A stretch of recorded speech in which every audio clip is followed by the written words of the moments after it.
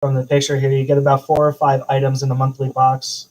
And there's the Glove a Month program. There's so much cool stuff on there. And I've been working with them to get my own discount code, which has been put down there in the banner by Justin. Yes, sir. We weren't live yet, so we're going to start this over. Sorry, that was my bad. That's the first time we haven't done this live. We're not even going to go start the countdown. We're just going to, we're going to start over right now. So this is the episode. Good afternoon, good morning to everyone. Today is Friday, September 3rd. Tom, how's it going? I'm living Tom, my it's going best great. life, man. We already got through this part. Okay, he's good. I'm good. We got a lot of stuff to talk about today. But the most important thing right now, Tom, we have a new sponsor for the podcast, and Tom's going to tell you all about them again. But right, but for everyone else, this is the first time, so it's good. Sneakerhead Golf Company, a company I've been working with very hard over the past week and a half, 2 weeks or so. They're a golf brand company that makes sports apparel for you to show off out on the golf course. So their primary focus and the selling point that they pride themselves on are these jersey covers and bag covers overall. You can go and find your favorite team or your favorite player in some instances. I currently have this Jason Kidd golf hat coming on the way because you got to represent New Jersey when you can. They have 2 main feature lines with the Kobe Bryant line and the Michael Jordan line. From the Michael Jordan line, I picked up this hat. I've been wearing it every single day to classes, to all my classes. I made an entire outfit based on it. Super lightweight, waterproof, and stylish as hell. They also have a monthly box and a monthly glove program where you get about 4 or 5 items per box, or a glove in that instance. And everything is honestly so high quality and so awesome. And I've been working on it with them for the past week and a half to get my own discount code, which Justin has so graciously put in the banner below. So if you use TB15 at checkout, you'll get 15% off. And I highly recommend it because everything from them is such high quality and honestly so amazing. And I can't wait to get my game going. But that's all I had for you, Justin. Me and Tom were talking about sport before the show a little bit. Like I don't golf at all, but 2 things about these lines that are awesome, and I always get jealous. Like when I see golfers or like just guys my age out there golfing, and they have like these sweet like dry fit polos and like all this cool stuff. It's just I eventually then go and buy that and never wear them, but they're very good on the golf course. And one of the better things about these things, holidays comes around, dad's birthday, uncle's birthday, grandpa's birthday. These sites are so much money. It's easy to get everyone golfs. It's easy to get like a golf head, and it's not just like, like an average gift card or anything like that. So definitely if you have any gifts coming up for the men or women in your life, this looks like a very, very good site. And like Tom said, make sure you go and then when you check out, use the code TB15, and you're going to get 15% off. Like I said, this is great stuff for dads, and just great stuff for any of you guys that go out there and golf. 100% love it. And thank you so much to Sneakerhead for setting that up for me. Yeah, absolutely. Absolutely check it out. And you'll definitely like some stuff on there, and why not? If it's 15% off. So check that out. I'll put it in the link as well, in the bio as well, when I get this out later. So thank you, Sneakerhead Golf. Thank you. For sure. All right. So back to regularly scheduled broadcast. We have a lot to talk about today. We kind of went over it. We're going to give you some last-minute fantasy football advice, or Tom mostly is. For those guys that did the smart thing and waited till the last pretty much week. You could draft, and now you know who's hurt and who doesn't. So definitely going to do some of that. We're going to finish up our NFL, like each division, how we think they'll finish. We'll probably get through that pretty quickly. But NFL is so close around the corner that it really doesn't matter. We're all just kind of ready for it. So we'll talk about it again next week, but we'll just kind of finish our predictions this week.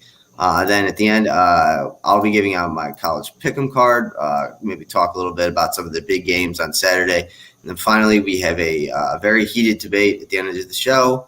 One of the biggest questions of all time, and I think it's going to be a strategic. Whoever wins the coin flip, it's going to be very strategic. So make sure to keep listening. So today in sports history, in 1906, after an 8-minute argument over an umpire call, the New York Highlanders win on forfeit over the Philadelphia A's. Highlanders' fifth MLB record, fifth doubleheader sweep on consecutive days. So I think that means they played 10 games in 5 days, which is, Bishop Sycamore. They played football. I was gonna wait till you were done. Bishop Sycamore. They played 2 football games in 3 days, so I still think that's probably a little tougher than that. But yeah. And then in 1904, for the only time in Olympic Games history, there was a throw off in the discus final after Americans Martin Sheridan and Ralph Rose tie with the best throw of 128 feet and 10 and a half inches in St. Louis. Sheridan wins in the throw off with 127 feet and 10 and a quarter inches. So that is that's the Olympics for you. So go ahead, Tom. What? I thought you were going to say something. I did tweet this question out last night. I know I have so many followers, so many people saw it. But I did tweet this out. This is my trivia question of the day. And I think this is one of them is pretty easy. The other 2 are probably really going to surprise you. All right. So out of the 65 of the 65 Power 5 teams, including Notre Dame, only 5 of them have currently won at least 10 consecutive college football openers. 3 of those 5 are in the Big Ten. Can you name them? So the layup would be Ohio State, I would think. Yes, and they do have the longest one, actually. It's got extended to 21 last night. Okay. And then I'm just trying to get the other 2 Big Ten teams you're asking. Yeah, okay. You can give 2 guesses now and 2 guesses at the end because you're going to be really surprised. Okay, I'm going to go, as of right now, I will go with Northwestern and Iowa. Those are my 2 for now. Both incorrect. Not the wrong thinking necessarily, though. So I'll get to that at the end again. So, yeah. Because we did just comment on the Bishop Sycamore thing, I kind of want to wrap that up a little bit. I've kind of come down on 2 sides now. I feel bad for these Bishop Sycamore. Some of them are actually like grown men, so I guess I don't feel bad. But I feel bad for these guys that live in like bad conditions and don't really know where their life is going, and they get roped into these things. So I definitely blame Bishop Sycamore for that. But I also like them playing on national TV. I blame ESPN a big part of that because just look into something literally for 5 minutes. Like if they would have just searched Bishop Sycamore on Google, this would have been saved. But ESPN'd itself again. And then I would also like to put a little bit of the blame here on IMG. I don't know if anyone else realized, but this was the 2nd year in a row that IMG was playing this Bishop Sycamore team. So I don't know, I had never heard of them last year. But I guess they were around, so I kind of blame IMG because I assume it was kind of the same program last year. Like IMG, you probably beat these guys 75-0 last year. Like I understand it's hard for you guys to get games because you're not real high school, but them playing Bishop Sycamore was literally like 7th graders playing a varsity football team. So, any comments on that? No, I just think the entire story is hilarious, and I love the one clip of when the quarterback's in there with the running back, and then he shifts to a punt formation, and he takes it and just kicks it square in the guy who's rushing his face for a safety. It goes out the back of the end zone. And man, I love that clip. I felt bad for that quarterback too. That guy was skin and bones, and these AMG guys, there's their defensive backs are like double his size. And the funniest part of it all was we had a kid in grade school with us that did transfer to a school in Columbus that is called Sycamore. So I saw that on Sunday. Like I was flipping through the channels and I was like, oh, I didn't know they changed it to Bishop Sycamore. And I started seeing the players. I was like, I'm pretty sure this Sycamore where he went, it was like a pretty like a nice suburban neighborhood. This does not look like that. And then we get to the end of it, and it's crazy. I guess almost hats off to the guys who pulled it off for 2 straight years. You're gonna go to jail, but whatever. Yeah, and I also love the one clip. There, the guy's like screen recording or like taking his smartphone and like putting it up to the screen or whatever. He goes, "Yo, watch these two right here." After the, look at them. They're sharing helmets. Yes. They're sharing. Yeah, the guy comes off and he tosses it to the other Tosses guy. it to him. But I love the one guy who's going, "They're sharing freaking helmets." Oh my god, I loved it. I love everything about the scenario. I'm not gonna lie, I think it's hilarious. I think it is too. And like I say, the only people I feel bad for in this is like the actual 15, 16, 17-year-old high school kids that thought this was a real thing. Yeah. Well, most of the players were like JUCO dropouts. Yeah. And other college dropouts. Yeah. I mean, yeah. Okay. We're going to move on.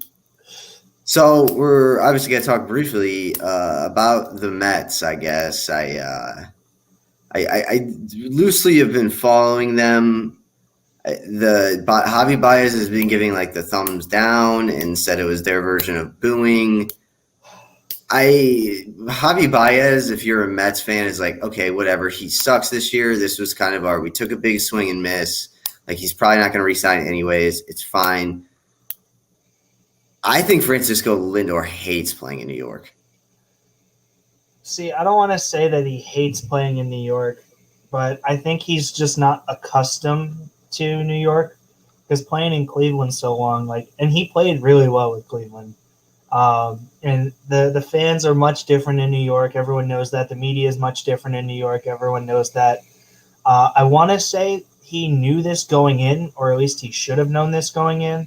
And the other thing that I think a lot of people forget about is this is what happens when you sign a monster contract like Francisco Lindor did. You're constantly going to be in the spotlight whether you want to or not, and people are going to boo if you don't perform up to the money that you're getting. I don't want to say I told you so, but I didn't think this was going to be a great situation. So it's going to take some learning, though, and I don't want to completely give up on it just yet. Yeah, and it seems like baseball has kind of I feel like the guys that should be getting the $300 million 10-year contracts, they're at like an elite level. Like I'm talking like the Mike Trouts, Shane Bieber if he was healthy, Jacob deGrom, like those guys are worth the money. And I love Frankie, and I agree he should have known going into this. I mean, Francisco Lindor could have batted 200 last year for the Indians, and fans would have loved him. It didn't matter. So I do think it's been more of a shell shock to him for that. Mm-hmm. But going back to kind of what I said, I don't put Francisco Lindor or Javi Baez or I even got like Pete Alonso or for me, Jose Ramirez is in this group as well. But those guys aren't worth your 10-year, $300 million contracts. Now, if you're thinking about Fernando Tatis Jr., yes, he's probably going to be worth it. Even if he has half of his seasons are bad, he's going to be worth it because the good seasons are going to be that good. But I just think baseball has turned into if you come up and you immediately become a good player and a star, all you're thinking online is when's that $300 million paycheck coming? So baseball needs to find a way to separate the elite players and then kind of figure it out, because I feel like that's almost kind of how the NBA works now, where there's those elite players, but then there's a huge drop off to those next really good players who are really in the NBA just very, very good role players. I think there's a world in me where in a year or two, Francisco Lindor is just a really, really, really good defensive shortstop, but he's not the superstar worth $300 million. So, yeah, and a lot of the guys that are getting $300 million nowadays are players that a lot of people would classify as four-tool players. They're missing one aspect of their game. Lindor's is batting. Who's another one that just got a huge contract? Crap, I can't think of it. I don't know. But Lindor is a prime example of a guy that's missing one of those tools. Yeah. The batting just isn't there when you need it to be. And yes, he's great defensively, and he is, he's marketable. He's all that. But it's just very disheartening when something like that happens. And I do think he doesn't like playing there right now. I think that's going to take some time for him to get everything. But, he could get traded. Javi Baez isn't here long term. Yeah. I will also say that, Francisco Lindor is a lot to blame on this one too, because if you're going to sign a 10-year deal with a team, I get it, you want the money and you just want to get it over with, but maybe you should do a little bit of research and maybe just kind of figure out what it's what the culture is there before you just sign your life. You sign your career away to this team basically. So, right. Go ahead. No, I just said right. I agreed. That's all. Yeah, and like I said, the Mets took a swing for the home run fences with Javi Baez because I honestly think there was only a 30-40% chance it was going to work out. But had that worked out, I mean, you're the best team in baseball with those two right up the middle. So right. I don't blame them for trying. I usually don't blame most teams for trying just because you have to. I don't blame them for trying, but I just think they really did just swing out and miss on the one player. I think we'd be having a very different conversation about the Mets if DeGrom was healthy and the timeline was right, because he was supposed to come back basically after the All-Star break. Yeah, and then something else happened, and now he's out again for God knows how long. But I think had they gone out and got Baez like they did, and DeGrom came back healthy after the break, this would have been a very different team. But the fact that they lost the best pitcher in baseball has made it very difficult for them to compete, and that's why they've fallen out of contention. Yeah. In the end, you got to ask yourself, does it even matter if you're in the NL? Because it's all roads lead to the Dodgers. So this wasn't the year to do it anyway, but yeah.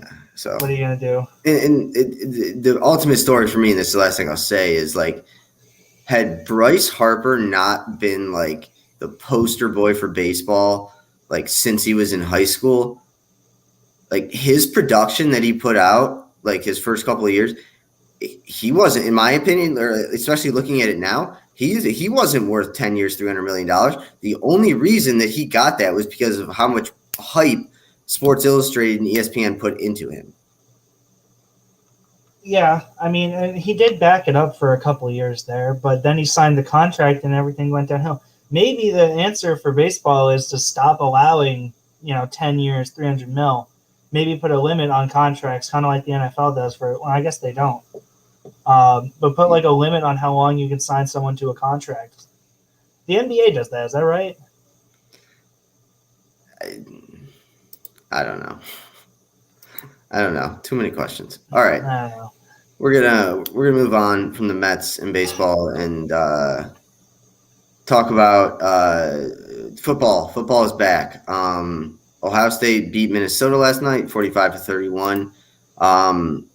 The final score doesn't do it justice. It was I would say for about 3 total quarters, or if you put in, 45 minutes of play, it was a pretty even matchup. And I kind of said this afterwards, when I don't know how much you watched of it, but when Haskell Garrett returned that fumble for the touchdown, that's the difference between Ohio State, Clemson, and Alabama versus just really good teams. Minnesota was playing perfect. They were driving. They were down by 3. They were driving, and one play, quarterback gets strip sacked, taken the other way, 10-point swing, and you're out of it. That's where the big guys just have the ability to, that one. You could play perfect, but that one mistake you make, they're going to capitalize on it. Did you watch it at all? I watched a lot of it, but it was more in between classes kind of thing. Like it was on when I was like finishing up. I guess it started at 8, so I saw most of it, but I was like running around and doing stuff, so I saw a lot of it. I didn't Yeah, get to see a big chunk in the middle. yeah. Some of my takeaways from it, I guess I would say Minnesota. Minnesota's an okay team. They'll be up there contending in whatever the division they're in, whichever division they're in of the Big Ten, whatever. They're better than I thought they were. C.J. Stroud looked lost in the first half, and then he realized he had probably the two best receivers in college football on his side, and through. I mean, that's another thing that I was talking about that makes that makes Clemson, Alabama, and Ohio State just above everyone else. The big plays, like the Ohio State's, like I would say probably like 5 of the 6 touchdowns they scored were all just huge plays. One was a 70-yard swing pass, one was a 72-yard run. There was a 36-yard touchdown pass, there was a 56-yard touchdown pass, and there was like a 71-yard touchdown pass. So the big plays, it just kills you. Ohio State's defense did not. They're just not what they were. They're not the way they used to be. I don't know how they're recruiting. They seem to be recruiting well, but I don't know.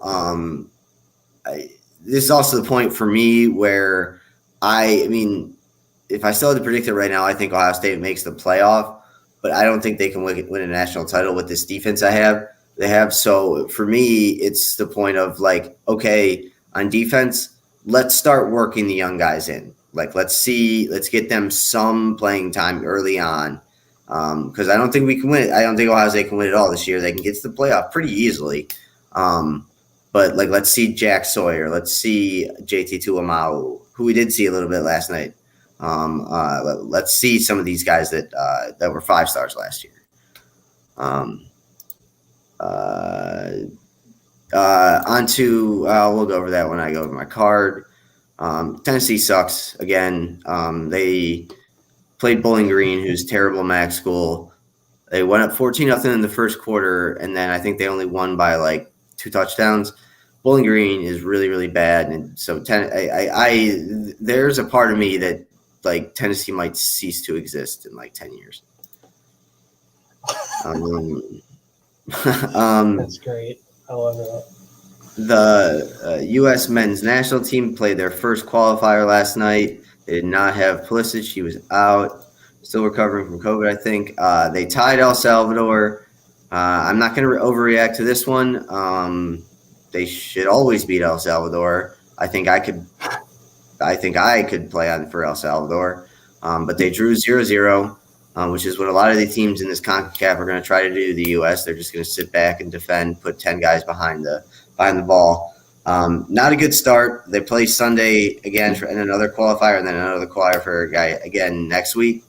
Not looking good so far, though. I'm not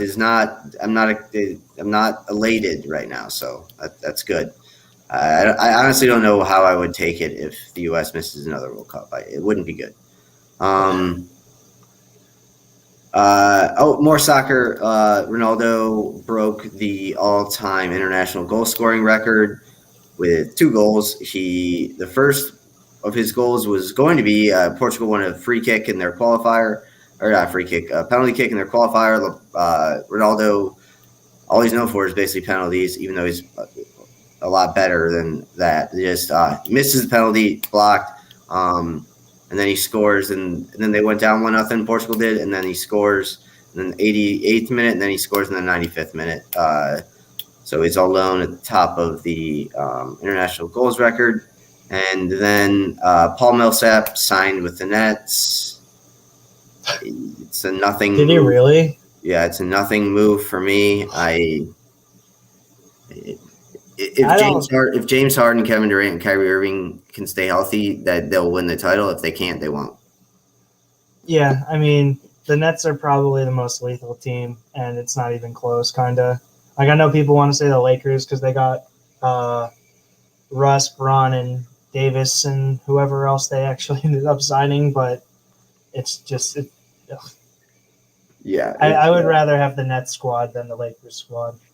yeah, the Lakers are going to be interesting, that's for sure. All right, so we're going to hop right into it. Probably the biggest segment of our show, probably, are some last minute fantasy advice. I'm just kind of going to let Tom go where Tom wants to go with this. Like I said, we had it kind of up, maybe some top position players, different positions for the different leagues. But, kind of wherever you want to take it, Tom, this is all you, my man. Take it away.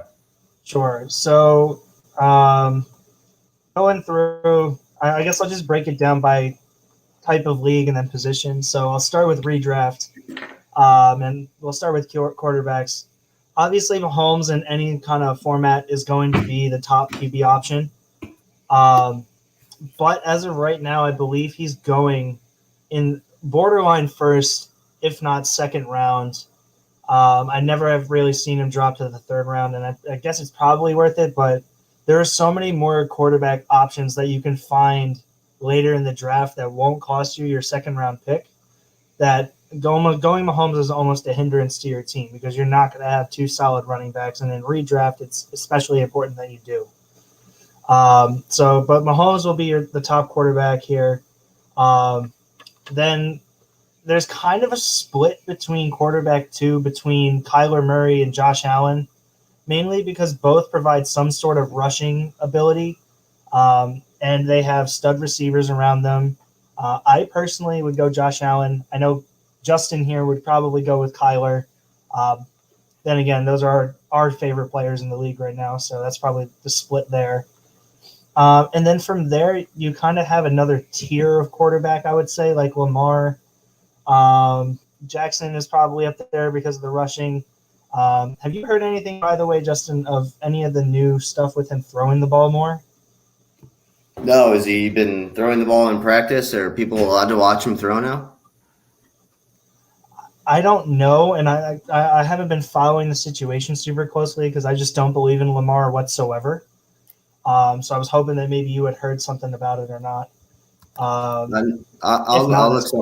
look it up. You can keep going though. Yeah, I didn't really see him in the season. Did he play? I don't think he did. I don't know. But Lamar is definitely up there for as far as quarterbacks go. Justin Herbert is another guy that I am a very big fan of. Just because he had such a great year last year and he's only going to get better, and they got him more of an offensive line. So what about Aaron Rodgers and Russell Wilson? Right. So those are the next kind of guys that you would look at. They're going to be there probably around the 5th and 6th round. And for redraft, that's perfect. Dak Prescott's also in that group. And then, those are the guys, the top tier guys that you'd be spending a higher round pick on. Yes. What would you say to the guy that has Russell Wilson and Aaron Rodgers? There's a guy that has both. You're looking at him. Oh. I mean, you probably could use one of them as trade bait to try and boost your other positions. I'll butt in, and I gotta talk. I had my first auction draft Sunday night, or Wednesday maybe. I went into it knowing nothing. I came out of it knowing nothing as well. My first pick, I got Alvin Kamara. So basically an auction, like you have $200 and they kind of project how much you pay. I got Alvin Kamara because I had the second pick, and I think he was projected like $69. I think I got him for like $57. And from there on, I was doing great, making great picks. Except I got outbid for Kyler by Zach, even though Zach hates Kyler, and I knew that he was just trying to drive my bid up. So I didn't. I flushed him out. There you go. But so I had a bunch of money left, I was gonna go Herbert. I was so pumped. I was like, yo, if I get Herbert, this is like a good team. Right. So it comes up to my turn, or no, someone else nominated him, and it was only at $5 with 10 seconds left. So I go press for $6, like, and then it's the 10 second starts over, and basically what happened was my computer kind of froze at $6. It was my bid, and then I guess Jake bid 8 and like 7. I mean, I for whatever it was, like he was gonna go below $10, which has been insane. And because my computer froze, I didn't get him. And then I overreacted and drafted Aaron Rodgers and Russell Wilson. Okay. So Well, I that was the only thing I was mad about. The auction draft kind of was fun. Okay. You definitely have to be fully into it though. And I clearly wasn't. That's all I have to say about auction drafts. But yeah, Aaron Rodgers, Russell Wilson, let's go. yeah, I mean that's a solid duo to have, but I don't know. Is it a 2 QB league for you there? No. No. Okay. Well, then I would probably say you should trade one of them to a team that doesn't have the top guy. I believe we're also doing what's called like a pirate league. Oh, Where, I like, saw they that. can- I saw that. Where Yeah. they can like steal play, like the winner gets to steal a player from the other team. Okay, So- though that changes kind of the whole dynamic too. Because if you want to keep Rodgers, because I know that they're all Packers fans over there, you have Russ to kind of back you up in case he gets stolen. My after I lost out on Herbert, my goal was to go for Rodgers, and then someone nominated Russ Wilson. I got him for $5, and Okay. I got Aaron Rodgers for $7. So that's what I don't understand. But I will say that about auctioning, depending on your league, it's just going to be so much different because it just depends on how you value things. But sorry, I had to give my experience on the auction draft. Like I said, it's fun. You have to be into it though. So now, Tom, keep going. Well, I hang on. just we had to have bring we have up an my- NBA trade alert. Do you care to hear it, or do you want me to just dismiss it? What is it?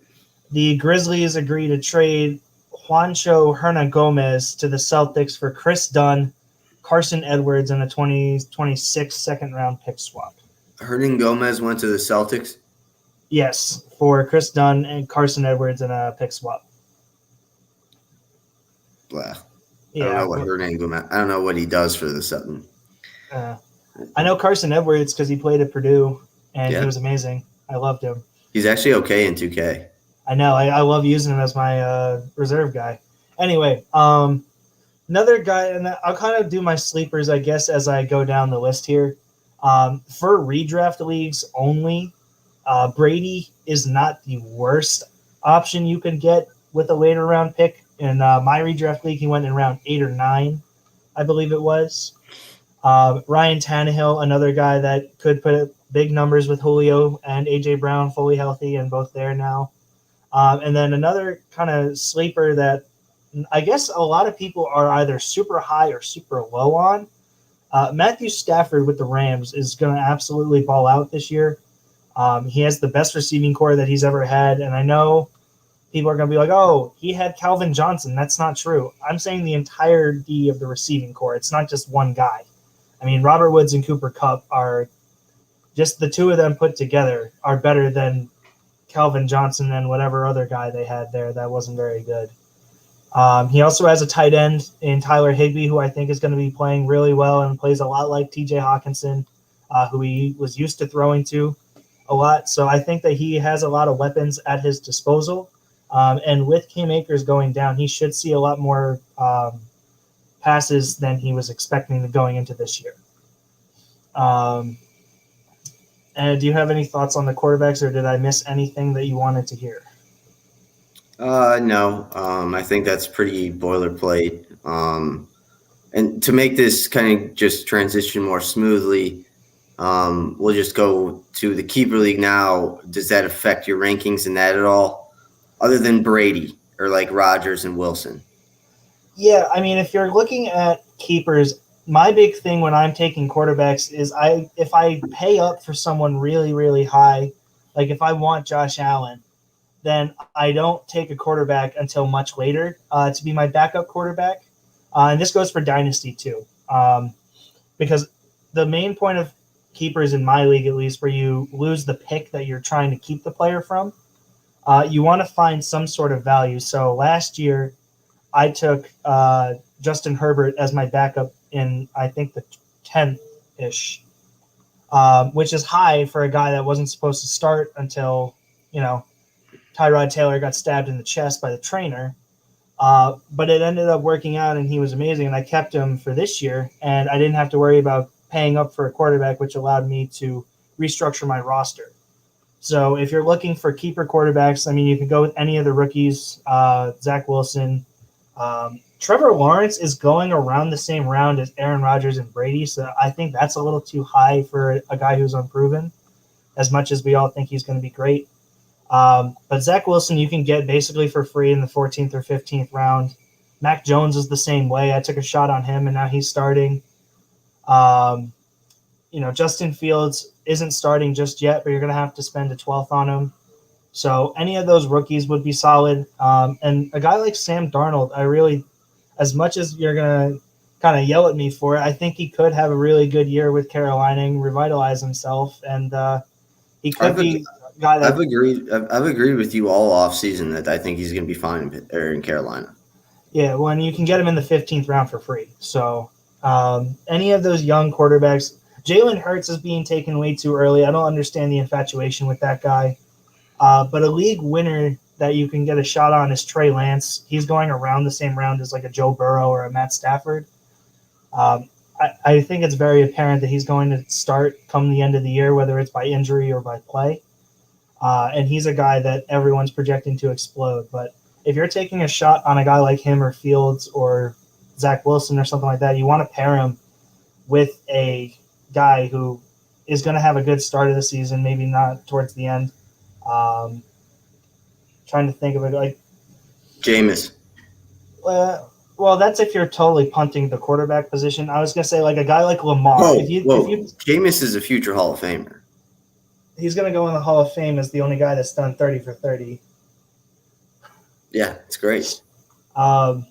But if you paid up and you took Lamar Jackson and you're like, damn, I really don't think he's going to have a good year again after you're fumbling over the pick, then you get a guy like Lance, who by the end of the year could be the Justin Herbert of this year's quarterback class, and I really like your quarterback situation. You know what I'm saying? Yeah. I got a question for you. Sure. For a super flex league, who should you take with the 7th pick PPR? 7-pick PPR. How many teams? It doesn't say. The commenter doesn't say. Oh, wait. There's a comment. Let me look. I'm sorry. Yeah, I didn't. Yeah, you could probably see it. I'm in full screen, so I did not actually see it. 12 teams. Okay. With the 7 pick, I probably would go running back, but it very much depends on how your draft kind of plays out. So because quarterbacks are so much heavier, going with Patrick Mahomes there wouldn't be the worst, but you could still probably get a guy like Ezekiel Elliott, Aaron Jones, Austin Eckler, Nick Chubb maybe still there. But because there are so few running backs and there are so few workhorse, I really like Ezekiel Elliott for this season. I don't know if this is dynasty or if it's just a redraft, but going Zeke there guarantees you a workhorse running back who will be putting up big numbers with Dak back this year. And then on your turn, you can pick up a quarterback who's there, which they're a little bit more needy in super flex leagues. So getting him and a guy like Josh Allen and Kyler Murray, I think that would be a really strong start to your team there. You said redraft, so I think that's a spot almost where, like you said, it's not the worst idea to go with Mahomes, but then again, if you got a guy like Chubb or maybe Barkley or Ezekiel Elliott on the board, you should definitely go with them first and take a quarterback on the short turn. So because Mahomes is probably, if you think about it, probably your only quarterback to go in round 1 for sure. So even at worst, you're left with Justin Herbert on the turn, I would think. Well, Josh Allen should be there too. Kyler Murray. You'll get one of those big 4 quarterbacks. I'm saying if Kyler Murray and Josh Allen go, you still got Justin Herbert probably. Yeah, exactly. And especially in a redraft league, I feel like, Mhm. like getting Aaron Rodgers late isn't terrible. Right, or Tom Brady. He's going to be putting up numbers with that receiving group. So you Well, can definitely wait on the quarterback and still shore up your running back room. Thanks for the question, Justin. Thank you, sir. All right, let's move to running backs because I feel like even in a keeper league, your top four is going to be Mahomes, Allen, Murray, and Herbert, right? For keeper Dynasty. quarterbacks? Yeah, dynasty or whatever. Yeah. Yeah, I mean, those are the top four that I don't think really get touched no matter what league you're in. From there, then it becomes preference. Do you prefer age for long-term success, or if you want to win now mentality? So everything kind of gets hazy from there. But those are honestly just the top four quarterbacks that you really need to focus on. And all of my sleepers kind of remain the same. I think I touched on the quarterbacks completely. Let's make the move to running backs who I think now in fantasy, pretty much these days, unless you're like playing literally standard, like old school standard scoring, this is going to be your moneymaker. All right, your thoughts? Yeah, I mean, I think the top four running backs for redraft leagues are pretty standard with McCaffrey, Cook, Kamara, and Henry. For redraft, notice I said for redraft, it's pretty standard. I really don't think Henry's. I would pick Chubb ahead of Henry, but to each his own. Yeah, well, and that's preference. I mean, you saw that in my dynasty pick. Yes, I know. I thought. But for redraft, Henry's going to get a lot of volume. I saw a stat. Oh, hang on. Justin has another question. Yeah. I have the 6th pick in a 12-team league, redraft PPR. First 2 rounds, I'm thinking Zeke and Diggs. Zeke and Diggs is solid. Diggs is the number 1 there. Is this the same league, Justin, with the Superflex pick? Because if so, quarterbacks are going to fly off the board very quickly. So picking up Diggs would be great. I would think it's probably a redraft. Well, I'm saying, is it the super flex? I'm saying I would think it's probably not a super flex because I don't. Other than the one league we're in, 2 different leagues. Okay, so this is a regular redraft with just 1 flex or 2 regular flexes. Yeah, then in that case, going Zeke and Diggs is solid. We haven't really touched on I haven't looked at the wideouts in a minute. All right, well, but Justin, hold your questions till the end from now on. We'll get through. We could take them. No, it's fine. I'm happy taking questions. It makes it a little easier. Okay. Yeah. I honestly, with Diggs, I like him more than I like Tyreek Hill personally, even though Tyreek Hill puts up numbers. 100%. Devontae Adams is the clear-cut number 1 for me, but Diggs is a strong number 2. So if it comes down to like I would go Diggs if Devontae Adams isn't there, and he shouldn't be in the middle of the 2nd round. If Diggs is not there and Hill is gone, then I would consider going with a guy like Calvin Ridley or DeAndre Hopkins. My personal preference when doing fantasy is getting 2 running backs straight off the go. So with that 6th pick, you are looking at Zeke, and then maybe like an Antonio Gibson or a Najee Harris could be a solid pickup there. Joe Mixon might be there. David Montgomery is a guy that I really like. You're going to have to kind of play it by ear a little bit and let it kind of come to you. And I like going best overall player in my eyes and in your eyes. So going with Zeke at 6, depending on who's on the board, I would take Zeke over a lot of running backs nowadays, just because I think he's the true workhorse back and is going to be a 3-down back and see some targets as well.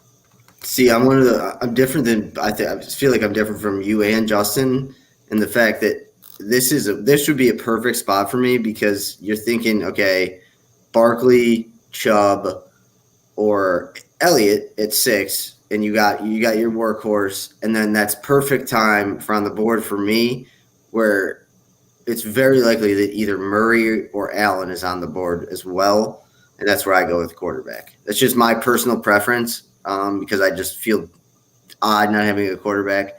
But yeah, definitely if you're in 2 running backs, that's always a good idea. And Tom's right as well. I mean, you can wait on a quarterback. Like, obviously, this wouldn't be your first choice, but like, I don't think if you had to start Baker Mayfield for like 2 or 3 weeks, I don't think you're going to get killed because of it. So, Right. Good advice from Tom. I try. To make this more efficient, I'm just going to ask you about some guys from each positions, okay? Yeah, that's fine too. I'm good with that. Yeah.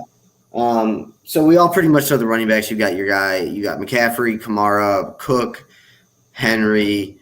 All right, now, so out of the 3 you can choose different answers for different leagues, but out of the 3, so you say your 5th pick, the 4 running backs have gone ahead of you, Henry included. So then you got Barkley, Chubb, and Elliott. Who are you taking? So I have the 5 pick, and I missed out on all the big 3 5. in order for how you would do it, I guess. Oh, the big 3 running backs? Not the big 3, the ones I mentioned. Yeah, okay. It's really difficult to do that, and everyone has their own personal stance on it. Yeah, I agree. When he's healthy, man, I mean, Christian McCaffrey is a different breed. I mean, he's a guy who, out of a running back spot, can compete for the most points scored with Patrick Mahomes in all of fantasy at the end of the year. But he has to be healthy. You know what I mean? Yeah, I think we're all clear that it's McCaffrey, Cook, Henry, and Kamara. I was asking more Barkley, Chubb, Elliott. Okay. Because I think if you got any of those, well, actually, for me personally, if you get any of those top 3, you're set. I'm a little bit different about Henry, but yeah. But I think there's going to be a lot of people in a position when their drafts come up that, I don't know, they're going to be 6th or 7th pick, where Mahomes almost becomes a choice possibly, but you still have a guy like Chubb and Barkley on the board as well. Right. So you're asking for between Barkley, Chubb, and Elliott to rank them, in my opinion. Yeah. Okay. And it can be different for different leagues or whatever. Right. So for redraft, and probably keeper, like if you're doing a startup keeper, Saquon, when healthy, is kind of one of those top 4 guys, top 5 guys. So I put him first, seeing the reports that he's probably going to play week 1. If he were hurt and we're not going to be there, I would think a little differently, because not having your first round pick for week 1 is difficult to start your team off with. Then between Chubb and Zeke, I mean, both of them are great. They're both going to be workhorses, but the difference for me is a running back that goes in the 3rd, 4th round, and that is Kareem Hunt. Whether or not he's going to take touches from a wide out in the passing game or Chubb from the running game, he's going to be in the game enough where I would put Zeke over Chubb personally, because Zeke's backup is Tony Pollard, but he doesn't really play unless Zeke gets hurt. He might get some touches to give him a break, but Hunt is going to play around 50-50 with Chubb, I would say. And they're going to run 2 back sets, and I understand that. But the touches that he's going to lose, I would – and Zeke right now is ranked as like the 12th best player in fantasy right now on Sleeper. I think that's severely underrated just for that fact. Yeah, so if I was going to do these 3, in my opinion, it's Elliott number 1 for me. Mm-hmm. Because I just don't – this is, like I said, personal opinion. I don't trust Saquon Barkley to stay healthy for a year. And if you're going to – like if I'm picking this high, I need a guy who can make for a year. So that's fair. Obviously, you get down to like 10 or something, he's still there. Obviously, I grab him up. And then Chubb, being a Browns fan, like what you're saying is exactly right. Like, and if anything, it seems like last year when they're in the red zone, they give the ball to Hunt more. It's almost like they had – he's like, more efficient with his touches. Yeah, it's almost like in the movie Varsity Blues, where they have the running back who runs for 80 yards, and then you get to throw it in the touchdown. Like it just seemed. I mean, Nick Chubb is the nicest, greatest human being ever, and just doesn't care. He's fine with that. Whereas I think a lot of running backs wouldn't be. But yeah, like I feel like you're maybe even understating the value of Hunt in that same backfield. Well, and there's another guy that we haven't talked about yet, and I'm kind of surprised we haven't. He kind of went under my radar, but he's one of those guys that's going under the radar that could win you your league. And I'm going to ask you, if you insert him with those three guys, where does he fall? Jonathan Taylor, the running back for the Colts. He's probably for me. He's like so. Obviously, I have Elliott first. Taylor's probably for me would go Elliott, Barkley, Taylor, Chubb. That's where I would kind of put him. I would even consider putting him above Barkley. Yeah, I would too. But I think Barkley, when healthy, is a better back and is going to see more touches with the worst team with the Giants, especially with Daniel Jones with the quarterback. Yeah, I feel like almost even just a month ago, people were really, really high on Jonathan Taylor, and you haven't heard bad things, but you haven't heard great things out of Indy's camp, and that just seems it just seems how they do things. So I think Jonathan Taylor is actually, if anything, being undervalued. Like I think he was one of the cheaper running backs that went, one of the cheaper top running backs that went in our auction league. The reason why is Nyheim Hines, who's also going very cheap. I mean, he's a guy who's going to see PPR targets, even though Jonathan Taylor can do all that. But Jonathan Taylor is not a guy to be slept on. And if he's there I doubt he'll be there in the second round for most people. But if he's there at the end of the first round, even though he's ranked as the sixth best player or the fifth best player or seventh or wherever that he is now, he's a guy that I'm 100% putting my eggs in his basket for this year. So Justin has another question. It's actually great. It's going to lead us into tight ends, and then we'll do receivers, and then maybe that is a really good question. Yes, and I think this has a lot to do with it's honestly, I think, personal preference, because this is clear to me. So Justin's question is for I think if you click on it, it'll put it up on the screen. Oh yeah, cool. Oh wow, thanks, Tom. I got you. I forgot you did the show with Stern. I did. Yeah. So Justin, as he asked, the three tight ends: Hockenson, Pitts, and Andrews. Rank the three. That is a great question. This is actually one of the. Well, I'm gonna start out by saying one of these guys does not belong with the other two, in my opinion. Well, he does and he doesn't, but I'd like to hear your reasoning. For me, I'm ranking these. It's pretty easy to me. Kyle Pitts, Hockenson, Mark Andrews. See, I do sort of agree with that, but there are a couple of things that I factor into when I put in these rankings. And one of them is pure talent and opportunity, which Pitts is going to have a ton of. He's going to have both the talent and the opportunity to make an impact right away for the Falcons. But another thing that you have to think about is where they're getting drafted. Kyle Pitts is nowadays the third tight end off the board after Kelsey and Kittle. I've seen him, and I don't think he should, but I've seen him go ahead of Kittle. I've seen him go ahead of Kittle as well. Actually, in 2 or 3 of my 5 leagues, I've seen him go in him and Darren Waller, who I think is above Pitts as well. He's going to be a very big factor. But Pitts, you're going to have to use a third-round pick on. So if you're drafting out of, Justin, the 7th or 6th spot in a 12-man league, you're using which pick is that? I want to say it's like the 25th overall pick on him or something. No, that's the end. Like the 32nd, 33rd overall pick on him. Pitts is going to go late 3rd round. Probably. I've seen him gone with the first pick of the 3rd round. I've seen him gone the very beginning of the 3rd round, and I've seen him go the very first pick of the 4th. But you're going to have to use a 3rd round pick on him. Andrews and Pitts you can get in the 4th, and 5th rounds. And TJ Hawkinson, he's lined up for a career year this year. TJ Hawkinson has, I did a league 5th round. Justin, you're going to need to send me an invite to that league next year, man. Can we join your league, Justin? This might be a league that I can actually win. Yeah, Justin, JB over here might have a shot. 5th round. My goodness. I guess it's 10 teams, so it's not as bad or whatever. But before I let you get into it real quick, this is the one aspect I did like about the auction draft.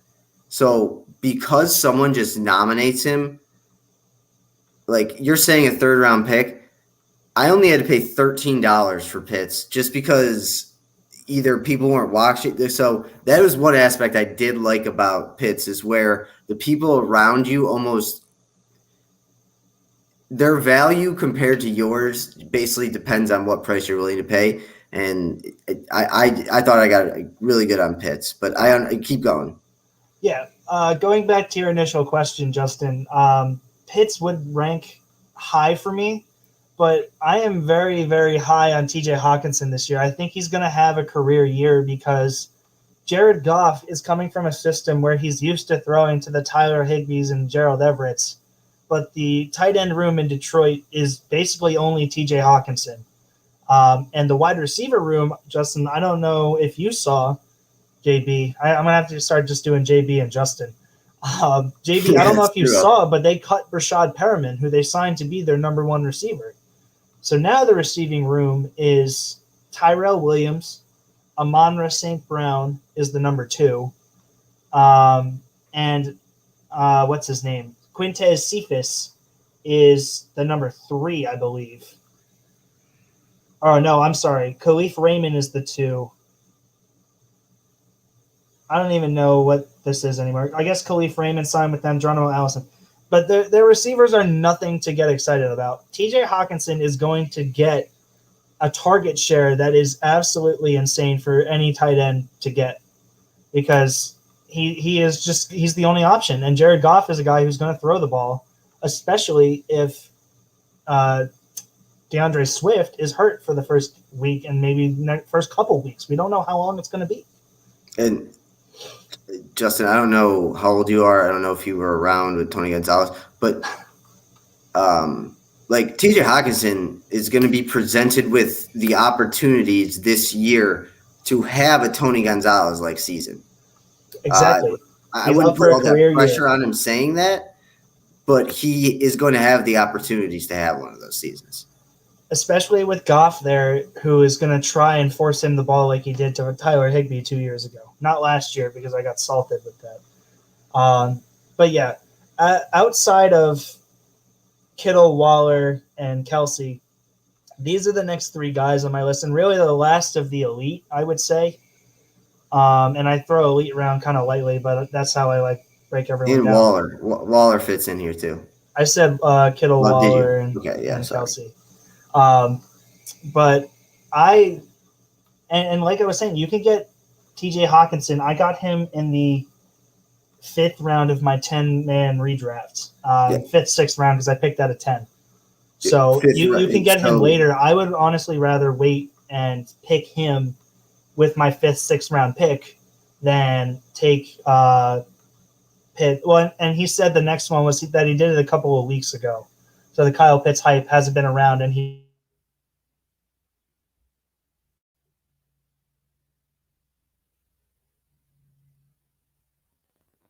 Tom? All right, we lost Tom. I'm going to keep it going. Justin, so I think the answer to your question, we tried to get it. When you look at the total value of all 3 of these players, it's like you getting Pitts in the 5th round, like that's huge value. That can't be beat. But with value, value and price changing in and out, TJ Hawkinson would be the most value for where you're going to get him. I would then go Kyle Pitts. But like I that you got him in the 5th round. And then I also think Mark Andrews can be a really, really good, like you say, maybe Hawkinson goes in the 5th round. There's a good chance Mark Andrews might be around in the 6th, might be around in the 6th or 7th round to pick him up late. But I like I said, I was in an auction league, got Kyle Pitts for $13. It was awesome. I felt really good about that. But in your regular redraft league, PPR, Hawkinson is going to be pretty good. Hawkinson is going to be good and is going to have a lot. Could have a season like Tony Gonzalez. We have Tom back. What's up, Tom? Butler Wi-Fi decided that I was done talking, but I'm back because I want to. I just love it that it's not my fault flip anymore. The scripts. You just finish up what you're saying. I kind of finished it up, but you can go ahead. No, that's fine. Like I was saying, I think TJ Hawkinson is in for a career year, and I would rank him the highest of those three because of that, and the fact that you can get him about 2 rounds later than you'd have to get Pitts right now. I would go Hawk, Pitts, and then Andrews. Andrews is still going to get a lot of targets. I really don't believe in Hollywood Brown or the rest of the Ravens core, especially with Rashad Bateman. Sammy Watkins. But Rashad Bateman is out for the first, I think, 8 weeks of the season. So Andrews is going to still have a factor in that offense and is going to have a lot of the red zone opportunities, I think, still until Bateman comes back. But he's not worth taking over Kyle Pitts or TJ Hawkinson. Yeah, I kind of answered that in the way that the value you're going to get for Hawkinson where you draft him is going to be much higher than where you get Pitts is. And I even said there's a chance that you could somehow find Mark Andrews, maybe 6th, 7th. I doubt he would fall to the 8th round, but 6th or 7th round. And that would be a great pickup because we all know Lamar, 80% of the time, he's looking to dump it off. So 100%. But yeah, I agree that Hawkinson could have a career year this year. And if you're looking, and I'm just going to kind of do tight ends now, I guess, since we kind of broke down at least the top half of the good ones. After this kind of group of tight ends, you kind of have a little fall off. Like, here's this group up at the top here, and they're all ranked like this. Then kind of right outside here, you might have a Noah Fant, and then right underneath might be a Dallas Goedert, depending on the situation there. Then a step below him, kind of. If you don't get one of those top 6 guys, it's almost more beneficial for you to punt tight end. And this is a strategy that I used multiple times across many years, because if you look back over the tight end landscape, out of the top 5 tight ends drafted, about 2 to 3 of them fall outside of the top 10, out of the top 5 more often than not. Because look at last year, there was a Robert Tonyan who finished as tight end 3 and is going as tight end 11 right now off the board. There's Mike Gesicki, who sometimes creeps into the top 5. Tyler Higbee has creeped into the top 5. If you don't get one of those top 6 guys, it's almost beneficial to wait until the 10th, 11th, 12th, 13th round to take a shot on a Tyler Higbee, who I think could have a really good year with Stafford. I agree with you in punting the tight end can be a strategy. Normally, I just have 2 things to say about tight ends. I've said this last year as well. Don't draft any of the Browns tight ends unless you're getting it like the last round, just because I follow it. I write about it. I don't know who's going to be in the majority of the snaps. I'm going to say right now it's going to be Austin Hooper, but then in week 2, it could be David Njoku. So I would say don't draft anyone from the Browns. Also, if you don't get one of the second thing for me, if you don't get one of those 6 guys, I would wait to hold off on a tight end, obviously, but then I just look for big guys. So I got Gesicki in 2 of my leagues, just because we know Tua is uncomfortable throwing unless he's wide open. Gesicki's 6'6". I like the idea of big guys in the red zone, especially for younger quarterbacks. And I think Gronk could be a great end up being a great value, either if you claim him on waivers or you get him in the 14th, 15th round. But 100%. Tom's also TB's also right in the fact that it is one of the positions you can just punt. Yeah, well, and a guy that I've targeted in many of my leagues, and if you're doing the punt strategy, Justin said he likes Higbee and Tunyon.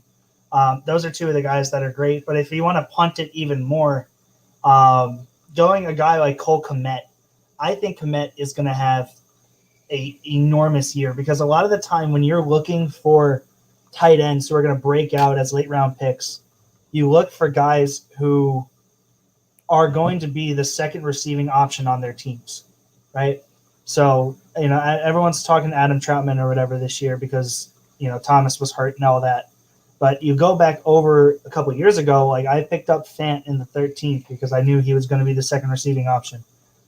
Cole Kmet, it could end up being the second receiving option in Chicago. And when rookie quarterbacks come into the league, they tend to rely heavily on their tight ends as the little dump-off passes, as JB has been mentioning them as. So I think when Fields comes in, you could see a big uptick in Cole Kmet and his production that he's going to produce for you week to week.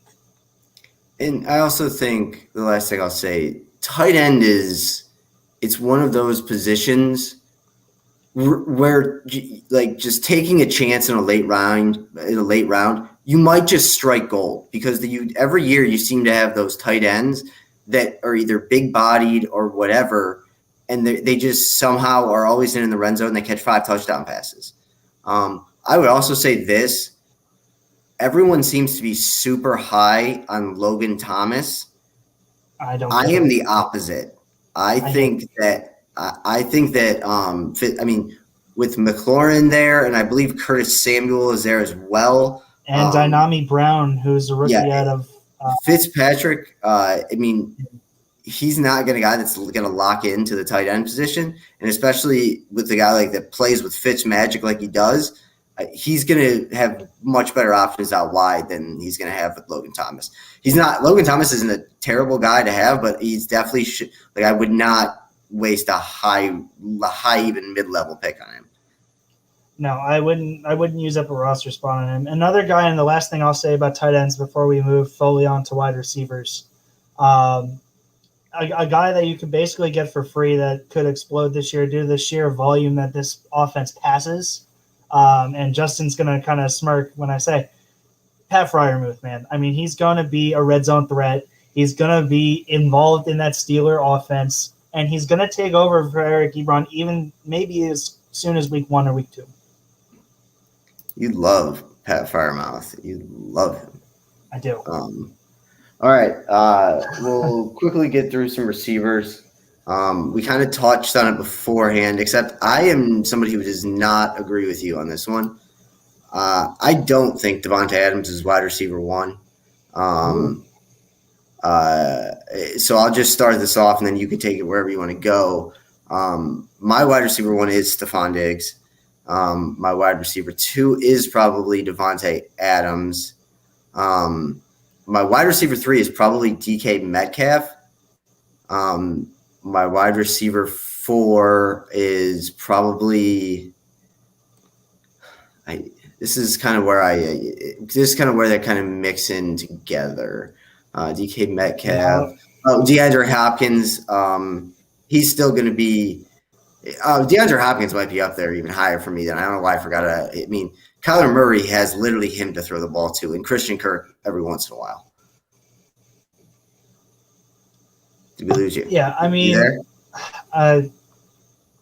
Yeah. Okay, go ahead. Am I good? You're good. Yeah, you're good. Okay.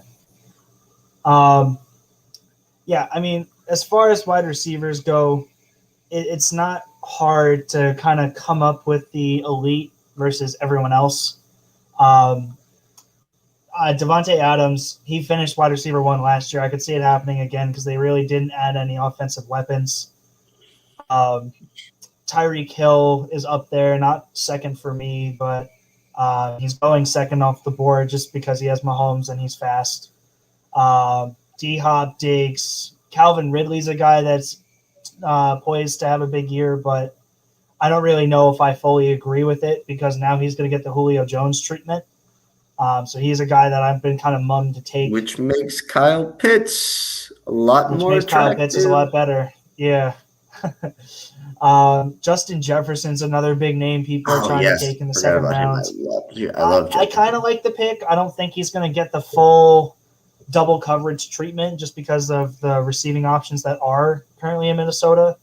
But I also don't like him because Kirk Cousins throws the ball. Metcalf, AJ Brown is poised for a big year, and he's a guy where I'm actually buying into the hype a little bit because I do think the Titans are going to start to run Derrick Henry less to try and preserve his career a little bit. So instead of giving him 300 carries, they'll give him 270 or 280, 290. And they're obviously they added Julio Jones, which means they can't double AJ Brown and Julio Jones. And they're probably going to be more worried about Julio Jones because he's a more talented receiver. But that means AJ Brown's going to get into single coverage a lot of the time, and he's a guy who thrives when he's in single coverage. So he's a guy that I would take over a guy like Calvin Ridley going forward. Then after that initial top 8 or so guys, you get into kind of the second tier guys with Keenan Allen, CeeDee Lamb, Mike Evans, Terry McLaurin, DJ Moore, Allen Robinson, Amari Cooper. And like we could go on and on forever with wide receivers because there are so damn many of them. But the wide receiver landscape is one that is very difficult to navigate because of that. I tend to personally wait on getting a lot of receivers because you can find value later. Oh,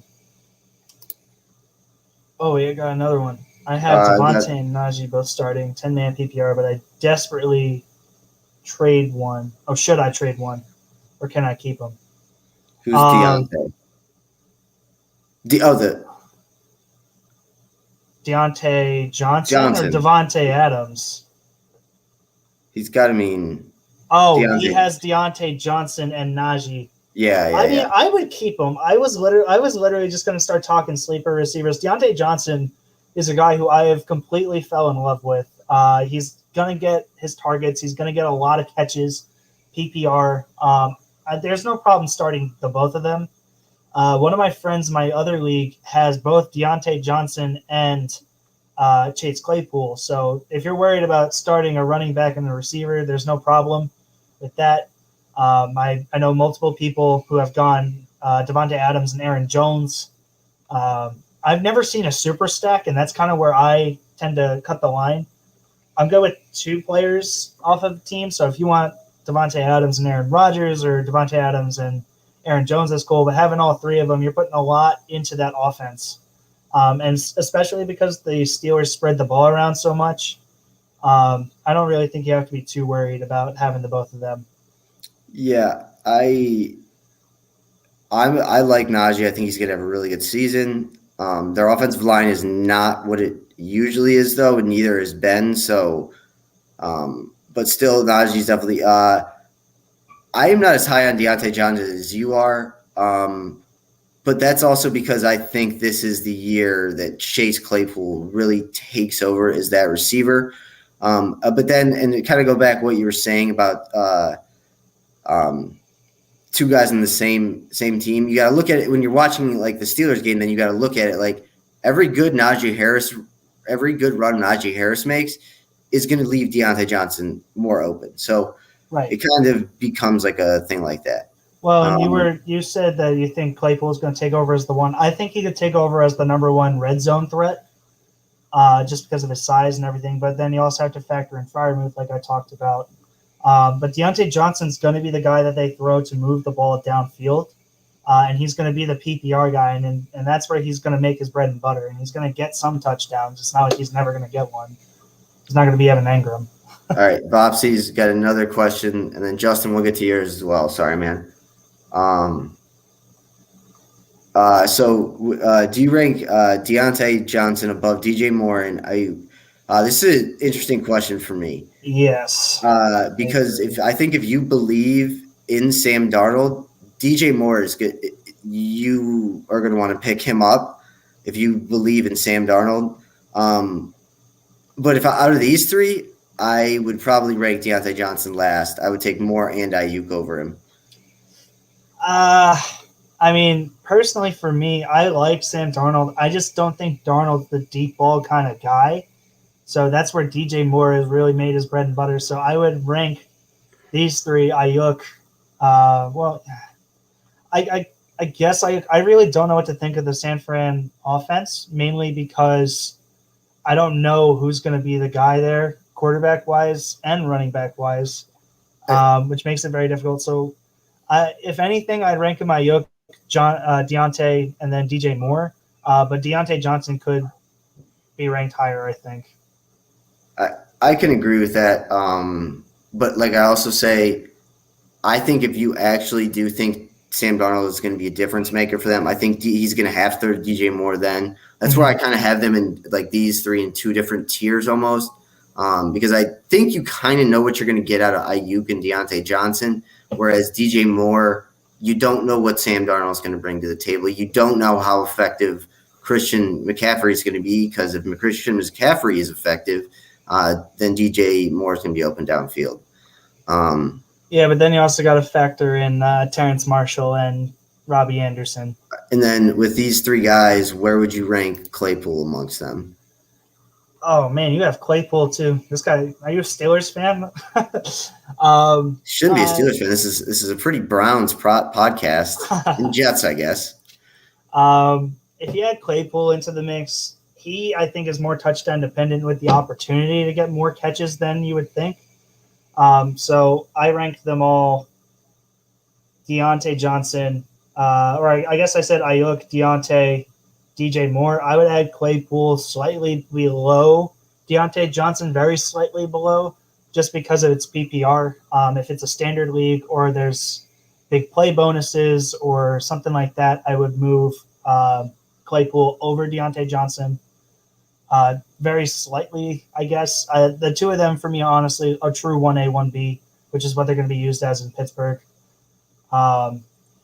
See, this is the last thing we'll say because Justin's got another question. Personally, I have Claypool above all four of those guys. That's just me, though. I think that Najee's going to take away a lot of the red zone opportunity, especially when they got close. They were trying to throw the ball. I think Najee's going to actually be able to run the ball in, and that's why I factored in. I agree that Najee's going to be able to do that, but we've never seen Pittsburgh do that because they would much rather go through Big Ben and his arm. His elbow's messed up. Anyway, I guess it's all preference. All right. Hopefully this is the last one because I do have to go over my pick'em card quickly. Guys, we will do this every week. Fantasy hasn't started yet, so we really do appreciate the questions. Bring everyone back for more next week because, if anything, this is the best way to do our segment on fantasy because this is what we were going to do going forward, I think. I was just kind of, bring up the topics, let Tom talk about it. But I honestly prefer it this way because I love answering fantasy questions. Yeah, and I think it sets it up good for us. So definitely we'll be back next week. You'll see it. So going back to the SF League, I don't know which one that is, man. Superflex. Okay. Wow. So once again, we clearly know who the fantasy person is here. Superflex League. If Zeke, Barkley, Christian McCaffrey, Kamara, Cook, and Henry are gone, do I go Adams or Kelsey? If I take one of them, then the top RBs are gone. Or should I go top QB because it's Superflex, or trust Chubb? So Zeke, Barkley, McCaffrey, Cook, and Henry, and so wait, I thought he had the 6th pick in the Superflex. Am I wrong? I think that let's just treat this like it is the general. He had the 7th pick. Okay. We don't know what pick it is. All right. Zeke, Barkley, McCaffrey, Kamara, Cook, Henry. I guess that's 6. You got Taylor and Chubb. Taylor and Chubb are on the board. Okay. Yeah, it's Taylor and Chubb versus probably Mahomes. Because I wouldn't take either Adams or Kelsey in the first round. Adams would be the only receiver I would take in the first round. But in this scenario, I would roll with either Taylor or Chubb. And I think you and I both ranked Taylor over Chubb. So in that case, I would probably go Taylor because I do think he's going to get not 100% obviously, but he's going to have over 75% of the rushing shares in that backfield, and he has the opportunity to also get some PPR points because he is a good pass catcher. But, Nyheim Hines takes away from that value. But the Colts are going to run through him, especially with Wentz not being 100% when he comes back, if he's even ready for week 1 whatsoever. And I don't trust Jacob Eason. As everyone can see, I go to school at Butler, which is out in Indianapolis, so I'm surrounded by all of the Colts hype and noise. I don't trust Jacob Eason whatsoever. So if week 1 rolls around and Wentz isn't healthy, they're going to be running a lot on that Seahawks defense, whether it works or not. So I would probably roll with Jonathan Taylor in that scenario. And then on the flip, if Mahomes is still there or, one of the top receivers is still there, or, even if you want to get risky and take Josh Allen a round or so early to guarantee you get him, that would be my play with that one. The only thing I'll say about this one is this shows my Browns bias. I would either take Chubb, maybe Taylor. So I would probably go Chubb and then grab a quarterback on the downswing. But unless you really want, because I think Mahomes is actually going to have kind of a down year. Not that he's going to have a bad year by any means. It's going to be impossible for him to keep putting up these astronomical numbers, meaning that he could very well do it for the next 10 years, but there's going to come a time when it won't be able to do it anymore. And that's nowhere near now. But I do think Mahomes is going to come back to earth a little bit in the next 2 to 3 years. So I probably go Chubb or Taylor there as well. And then, like you said, then you get Allen on the rebound. You get Adams most likely on the rebound, if not. Or you Adams, beef up your running back room because it's the most important thing in fantasy. And having Jonathan Taylor and Antonio Gibson / Aaron Jones or Austin Eckler is a great this is just where we'll disagree, because I actually like football and you just actually like fantasy football. I'm just telling you how to win. You just want a stable of 74 running backs. No, I just want 5 running backs where 4 of them are RB1s, and I can trade them for what I need or keep them for bye weeks and injuries. My advice, Chubb, then Kyler Murray. Probably the best advice, Taylor, and then Josh Allen or Devontae Adams. Unless Mahomes is on there, and if Mahomes is there on that second way around, you absolutely have to. Yeah, that's the only one. For me, it would be going Taylor or Chubb, kind of personal preference. On the turn, I would either go with the best available wideout because there shouldn't be too many gone. So you'll get a Tyreek Hill, Devontae Adams, D-Hop, Diggs, or Ridley, another running back. But if Mahomes is there on the turn, you have to take him. I think I'm going to target Jones. Which Jones? He's got to mean Aaron Jones. Don't go Aaron Jones in the first round, Justin. Not over the other two.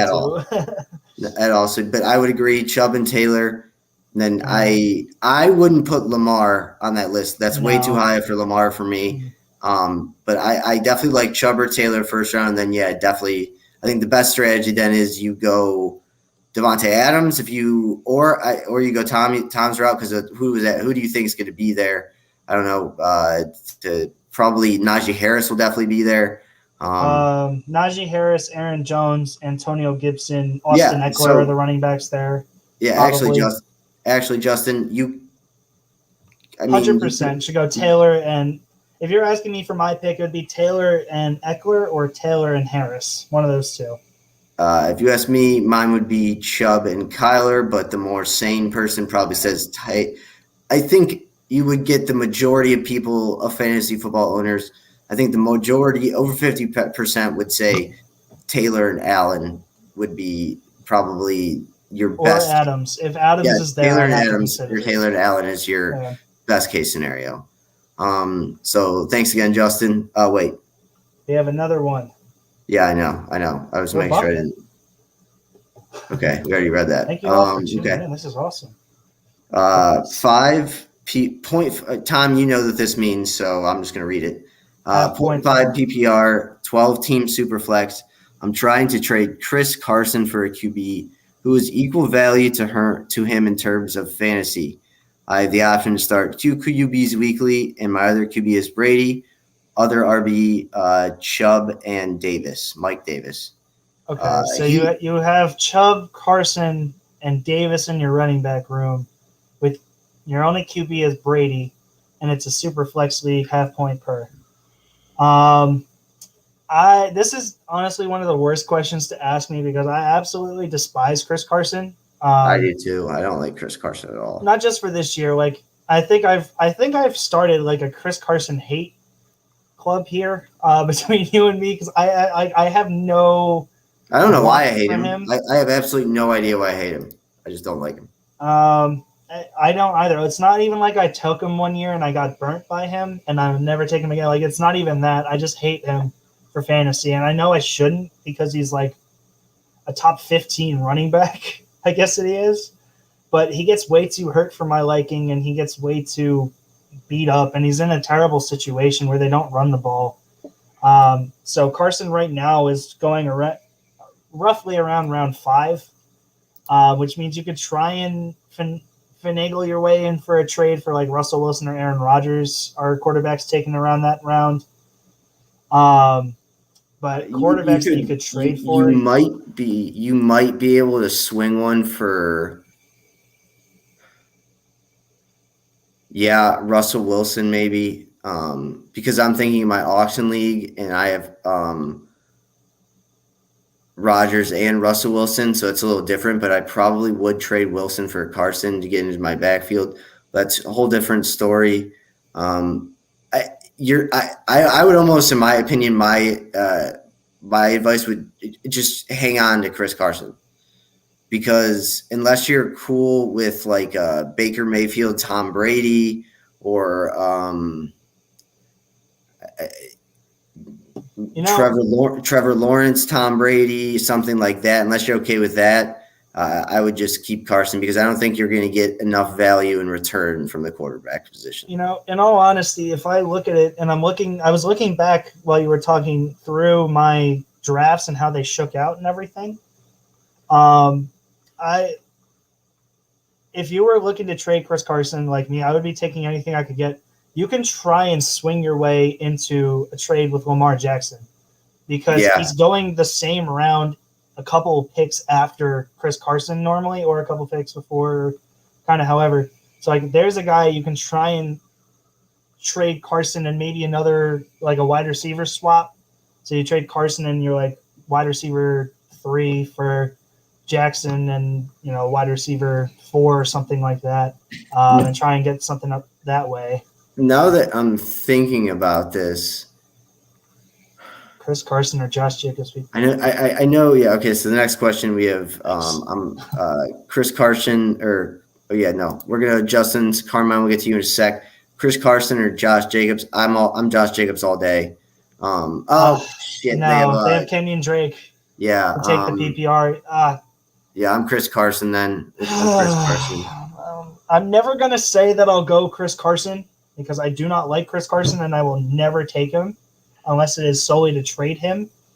But this is one, well, it also depends on the league, I guess. Jacobs is going to get opportunity and run, but Jacobs is I took him with my first round pick last year. He's so all over the place. Carson at least remains mediocrely consistent. So I guess for this 1 year, I would go with Chris Carson over Josh Jacobs. Unless it's like a dynasty or a keeper, then I would go with Jacobs in hopes that he explodes. We're going to go back to the Brew Crew question again. I'm just going to answer it. Tom, you can give your answer. My best advice would be with Chris Carson, if you're trying to dangle him for quarterback, swing for Lamar Jackson. Don't settle for anything less than Ryan Tannehill. Or Justin Herbert. You can go – I think Herbert's way out of the picture for me. I know, but it's a dream. I would honestly send out as many trades as you kind of can. Don't be that dude. No, don't be that dude. No, just to see who's interested. Don't be that dude. Yes, if you want to get less value for Chris Carson, do that. No, you need to think this out and send it to the right people. No one wants to be blasted every day by 17 trades. At least put out a message saying Carson's on the block for a quarterback, and then see what quarterbacks you have available from people who are interested. That was the wrong answer, Blue Crew. Don't listen to him. All right, Carmine, this is going to be our last question because like I said, do have to get into the picks. And we also, if we get one, we'll answer it, but I would like to transition into college football. I think this is a great question here from Carmine23 because this is the forbidden question you're never supposed to ask. Because I have a straight answer, and I think Tom's going to 100% go the other way. So should I take Kamara or Cook with the second pick? I'll start out and say this. I think you have to take Alvin Kamara. In my opinion, his value has went up that since Jameis Winston was named quarterback, so they're not going to be running a gimmick offense. His value has gone up. Also, with Jameis Winston being a quarterback who's actually able to throw the ball 30 times a game, he's not going to be running the ball then 30 times a game. They're going to use him out of the backfield, and he's still probably going to rush it 20 to 25 times a game. So whereas you look at Dalvin Cook, his quarterback is Kirk Cousins. Overall, is Kirk Cousins maybe a better quarterback than Jameis Winston? Yes, but the fact that Jameis Winston will throw touchdown passes makes Alvin Kamara him more valuable, in my opinion. This is the question of questions because you really can't go wrong. The only way that one of these goes wrong really is if either someone's a disaster or someone gets hurt. But I am a huge believer in Kamara. I think most people would tell you Cook, but I am going to say Kamara. Yeah, I was in a league recently where we didn't know our draft position until an hour before the draft.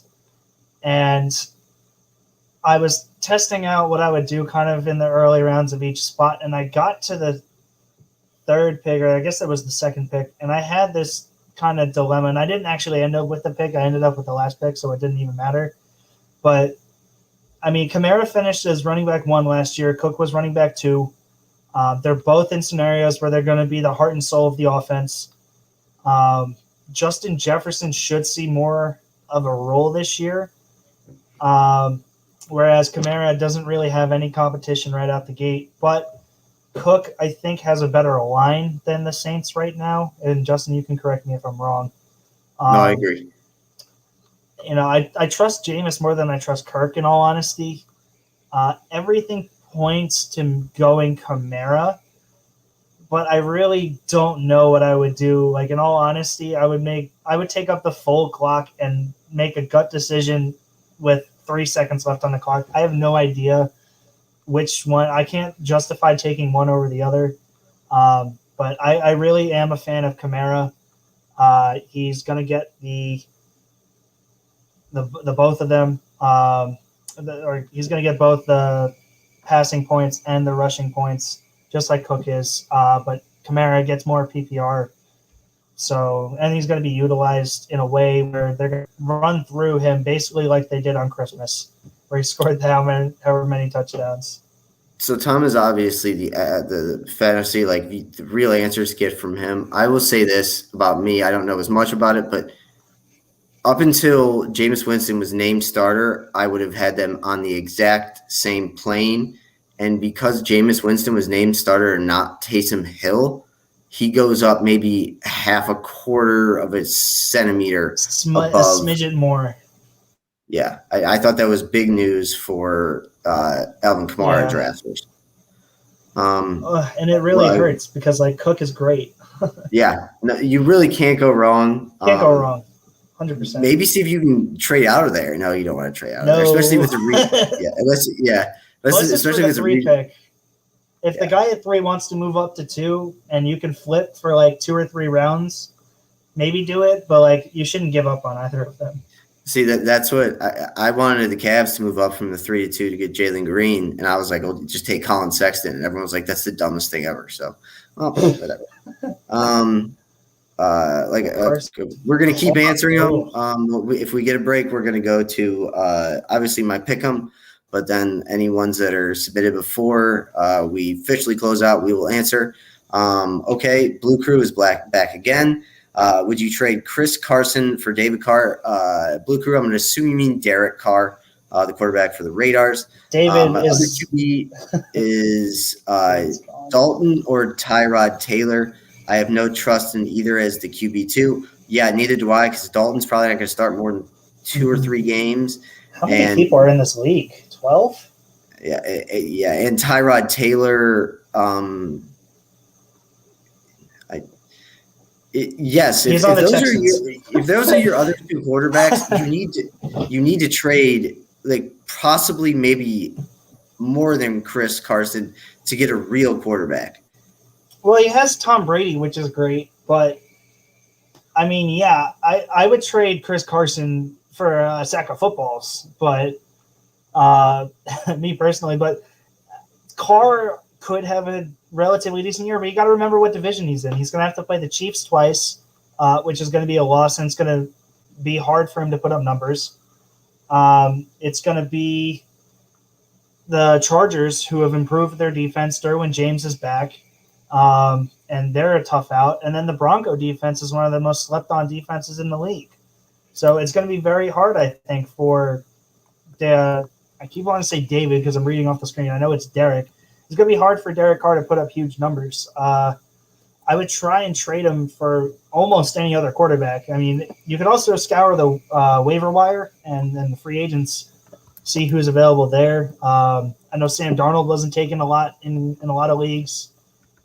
Gosh, I don't really know. Like there are plenty of quarterbacks that you can find. Even Tua would be better than Tyrod Taylor and Andy Dalton, I think.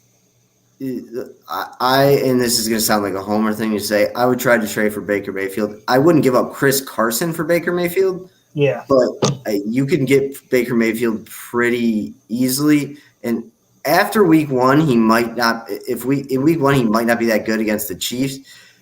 After that, he's going to be pretty consistent, putting up around 200 yards and 2 touchdowns a game. Just what he's going to do. But, yeah, you need to find somebody, my man, like anybody. Trade him for Burrow, maybe. I wouldn't trade him. Yeah, see, trying to find a guy on waivers that can play later, or Fitzpatrick is even. Matt Ryan is a guy that a lot of people are sleeping on. I'm sure he's probably taken, and this is going to sound like a homer thing for me, but if Zach Wilson's on the waiver wire, I mean, he's a rookie. He's going to start week 1, and they're going to pass a crap ton because the running back room is average to say the least. So getting a guy off waivers seems like a better option. Jameis Winston is another guy that was going undrafted in a lot of leagues. Ben Roethlisberger would even be better. Mac Jones, now that he's the starting quarterback, could be great. I mean, the list can kind of go on. Even if you picked up Carson Wentz off waivers and waited for him to come back for a week or two, there are plenty of options that you should have on the on the waiver that you wouldn't have to trade away a solid player to get him. So I would honestly argue looking at the waivers first before going and trading away one of your starting running backs. All right. So we're going to move on to college right now. Everyone who's made comments, I'm leaving my email and our Twitters. Send us questions throughout the day, throughout the week. Even when we do our shows on Tuesdays, we'll answer some of them if we have to. But other than that, we'll answer them Fridays, or if we make a move to Sunday mornings, we'll do that as well. But we'll keep you guys updated. That was awesome. That's how we should do the fantasy segment every time. Feel free to come back. You know where we are. All right, cool. On to college football. Austin Eckler sucks. On to what I've been wanting to talk about in college football. So basically, this is just going to be my card going into it. Obviously, 3 big games on Saturday. You got Penn State at Wisconsin at noon. At 3:30, you got Miami and Alabama playing. And then at 8 o'clock, you got the nightcap, probably the biggest game of the weekend, Clemson versus Georgia. I did not start out my gambling well. I took the under, and I pushed on the 14 points, so I did not start out well in the Ohio State game last night. But Tom, I'm just going to go through my picks unless you have any questions or want to interject, just do so. But I'm just going to go pretty much top to bottom, big games. Penn State versus Wisconsin. Everybody, also, I would use Bovada if you are going to bet. It's the best place to do it. They're much easier for payouts and things like that. My bookie has some issues with that. Or if you live in a state with the actual gambling license, obviously like Tom in New Jersey, MGM, right? Yes, and I was also going to say you should move the comment off. Yeah, I should. Yeah, good idea. All right, yeah. All right, back to it. And put our nameplates back with our Twitters if they want to tweet at us. I don't fucking. You can't do that, Tom. You can't do it because if you put our names back, no, this covers up our names. Oh, okay, cool. Yeah, no, it was doing that That's earlier. So we'll start out with the first one. Once again, I got these odds yesterday. I would assume have moved a little bit and will move. So obviously adjust your picks accordingly. I got Penn State versus Wisconsin.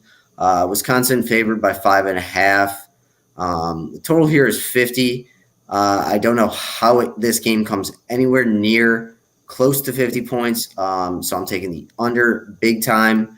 It is at Camp Randall. Fans are back for the first time. Anyone who watched the Ohio State game last night, you obviously saw the effect fans have on it. It's more.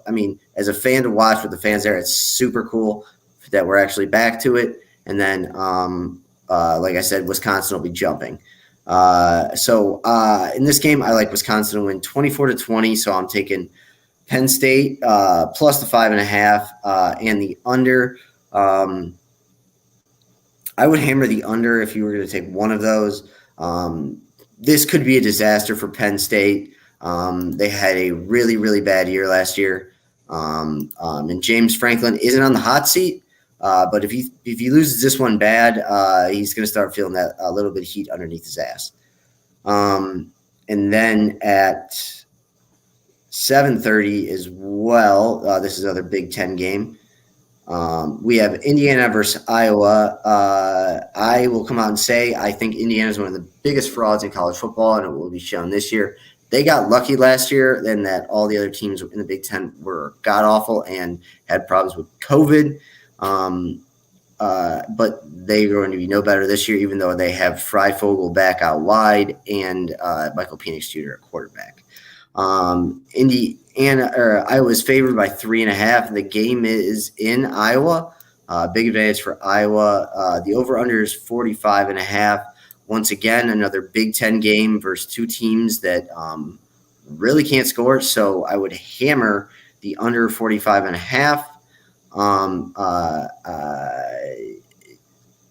My pick, Iowa 23-16 over Indiana. Indiana is going to start going down. Now we're getting more into the meat of the day. I hope I didn't skip that. Nope. And then so this is at 4:30 down in Austin, Texas at DKR Texas Memorial Stadium. Louisiana Lafayette, who is ranked 23rd, I believe, or 24th, will head to Austin to take on the Longhorns, who are ranked 21st. Steve Sarkisian's first game. I am going this is my lock of the week. Texas is favored by 8.5. The total is 58. If you were going to go, if you were going to bet the total, I would probably go under 58. But it's up to you. My lock of the week is University of Louisiana Lafayette plus 8.5. I think Texas wins, but it's a lot closer than people think. I know Texas thinks they're back with Steve Sarkisian, but this is a grown-ass team on the other side of the field. Billy Napier was the coach of the year last year in college football, and they are not going to be intimidated, not be scared of these Texas Longhorns, and they will easily cover. If you're feeling a little bit lucky, you might want to sprinkle some on the money line, plus 265. And like I said, if you're going over under, I would go under. I think most upsets that happen in games like this happen with lower scoring games, just like this one will be. So ULL plus 8.5, lock of the week. Then on to the first of the big two games this afternoon, or on Saturday afternoon, Alabama versus Miami, Florida in The Mercedes-Benz Superdome. Yeah, it's in Mercedes-Benz. It's in Atlanta. 3:30. Bama was favored by 19.5 yesterday. I think if anything, that's going to go up. The total is 61. I know we come into the year and Bama always Bama always just comes out every year, and we think they're going to be Bama. And every year you come in and you think, oh, well, they have the need. Like this year, they got new quarterback, freshman Bryce Young, and yet we saw it last year. They do it again. I'm not falling for their tricks this year. I like Alabama big 45-20. So Bama minus 19.5 over 61. That was close to being my lock, but D'Eriq King of Miami is better than people think he's going to be, in my opinion.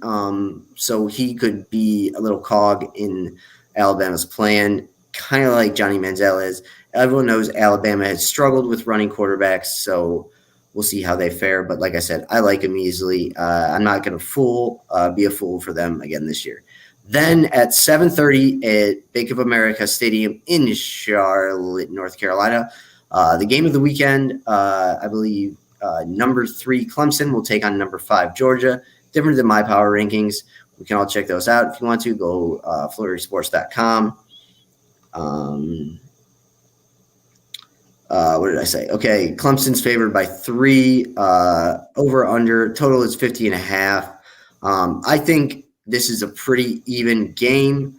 I just think JT Daniels is a better quarterback than DJ Uiagalelei, and DJ Uiagalelei has nothing around him, or not as much as people think. Justin Ross might be coming back, might not be. No one knows if he's healthy. The loss of Travis Etienne is a huge one, and I don't think a lot of people are taking that into consideration. But my pick for that is it's going to be a high-scoring affair. I like Georgia to win outright, 44-37. So that would be Georgia plus 3 and over the 15.5. Like I said, if you're feeling very confident about it, I'm not there yet, but sprinkle a little bit on the money line, which is, I believe, last I saw, plus 130. So I would probably just stick to the spread there, because even if you get the money line, it's not that big of a difference in payout. And then my upset of the week, LSU will travel to the Rose Bowl to take on UCLA, who had a nice win last week over Hawaii. It was Hawaii, but Zach Charbonnet, the Michigan transfer, had 6 carries for 160 yards and 2 touchdowns. He's good. I think Chip Kelly has turned this UCLA program around finally, and they're going to be good for the next 2 to 3 years, and then he'll leave and go somewhere else like he always does. And LSU, everyone keeps talking about their defense, how it's good, how they got players back, how the offense is going to be better, or kind of like it was with Joe Burrow. I hate to tell you guys, folks, Miles Brennan isn't even starting. He got hurt. It's Max Johnson. I've never heard of this guy.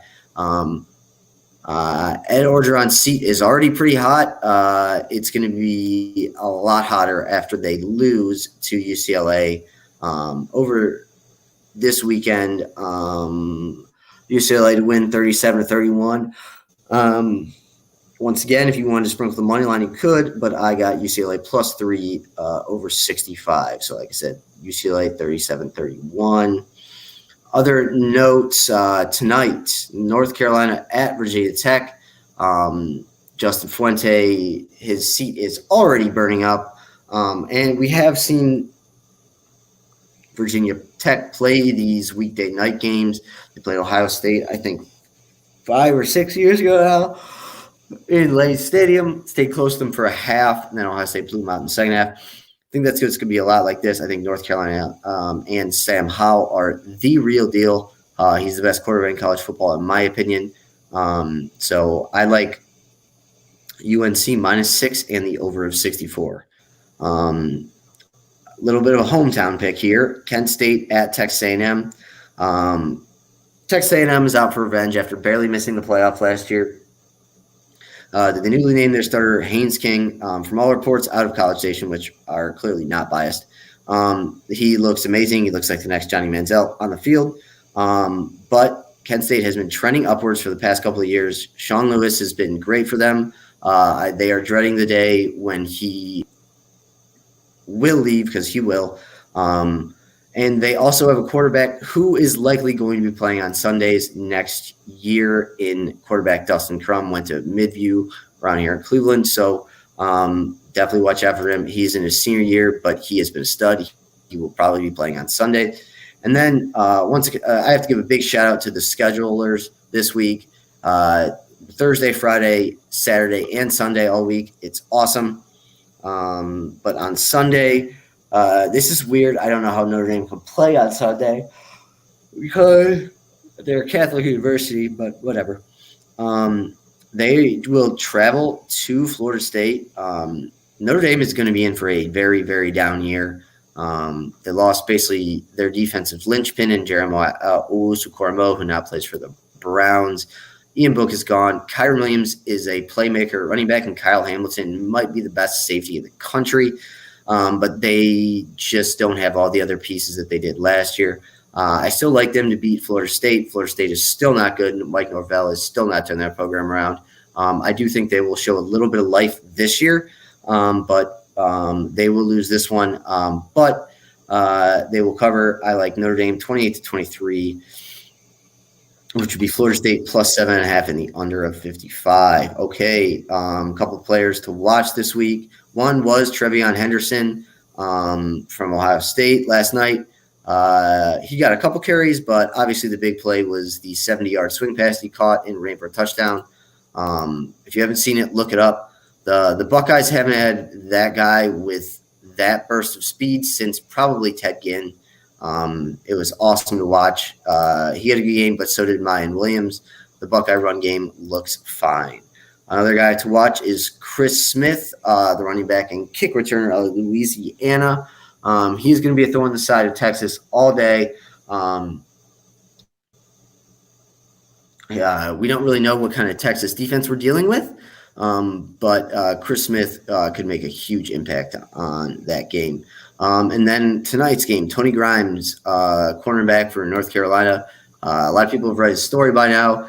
Last year, he was a true freshman after he skipped his senior season, kind of like Quinn Ewers did this year, and joined up in North Carolina last year. Started out slow, but is possibly the top corner in the country.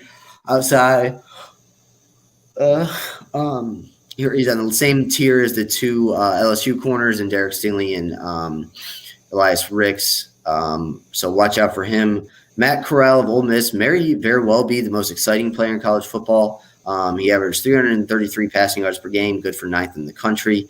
Lane Kiffin just uses Corral however he wants, and he's a very exciting player. And then finally, safety Brandon Joseph from Northwestern. Not really do you see me put a safety on a player to watch, but last year as a true freshman, he was awesome. He'll be playing. He's not on the same level as Kyle Hamilton yet, but I think he will be better. His interception of Justin Fields in the Big Ten Championship game last year with one hand was insane. I don't even think they'll even test him tonight, or I don't think Michigan State will test him tonight. But if they do, they better watch out. I think that is all of my picks. So obviously we had a lot of fantasy questions to answer, so we are going to skip the NFL, the rest of our NFL preview and our heated debate. But that's fine because, like I said, we got questions. That's how we'd rather do it. We are going to talk about a schedule change, possibly for the fantasy show. We'll see. Tom loves to, comment to me during the show when he knows I already can't concentrate on one thing. It's hard enough for me. He's got to comment me. So we'll talk about that. But as of now, we'll probably be back Tuesday, possibly Monday. I post this stuff on Facebook and Twitter. I posted it in the comments. My name is Justin Brownlow. His name is Tom Bennett. Might have trouble finding him. There's a lot of Tom Bennett's. But also our Twitters are, mine is at BROWNLOJCLE. The CLE is capitalized, and then Tom's is at symbol THB315. So we really like this format today. Obviously, we're not going to make it 2 hours next time. We could probably do an hour and a half if people are going to ask questions. You know what? If people want to ask questions for 2 hours before, 1 o'clock on Sundays, we can do that as well. It'll be just to see how much feedback we get. But anyways, that looks like it's going to be it. I'll buy a hat or something with my code. Yes, definitely go check out sneakerheadgolf.com and use the code TB15 at checkout for 15% off. Like Tom said, they got club heads, they got all the stuff. I looked at them, a couple of them. They have like the club heads that have it looks like a jersey almost with the player's number. So they definitely look pretty cool. Once again, that's sneakerheadgolf.com. Use the code TB15 at checkout for 50% off. Guys, summer's almost over, but fall is coming around. People do a lot of golfing in the fall as well. It's a great thing to do on Sundays before NFL football. So definitely check that out, guys. And then, Tom, do you have a better idea who the answer to this trivia is? I will try Indiana and Penn State. Okay. It is not. Purdue. It is also not. Like I said, this was an answer that was shocking to me. Like I said, Ohio State is now at 21. There is a Big Ten school at 10. That Big Ten school is Maryland.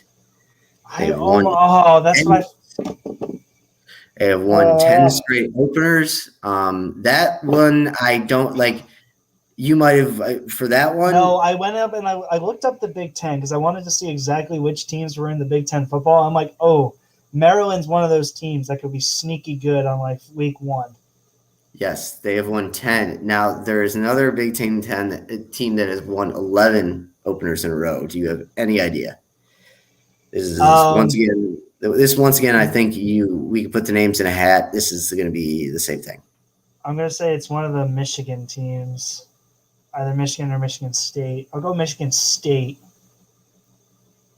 Good power of reduction, basically. Yes, Michigan State has won 11 straight openers, and then Maryland has won 10. When I saw that yesterday, I don't even know what I was looking up. I think I was looking up like facts for my college football preview or something. Right. And obviously you see Ohio State at 20, and then I think that it's like Alabama at 18, and then all of a sudden it's Michigan State and Maryland. And I even thought the Ohio State one was wrong because I thought they opened like when the year they won the national championship. The second week they played Virginia Tech and lost. Yeah. I thought it was the first week, so I was like, okay, this is a messed up stat. I went back, looked it up, and no, it is true. That's crazy. But you have to think that is in jeopardy nearly every single year when Michigan State and Maryland open up. So that was the best trivia question I've found in a while. That was good. And it's good because the Big Ten has a lot of good football programs who week 1 they try to get tune-up games. So it's hard to deduct who's won all of them. Yeah. That was good. Mad credit to you. Good job. I was very proud. Like I said, yeah.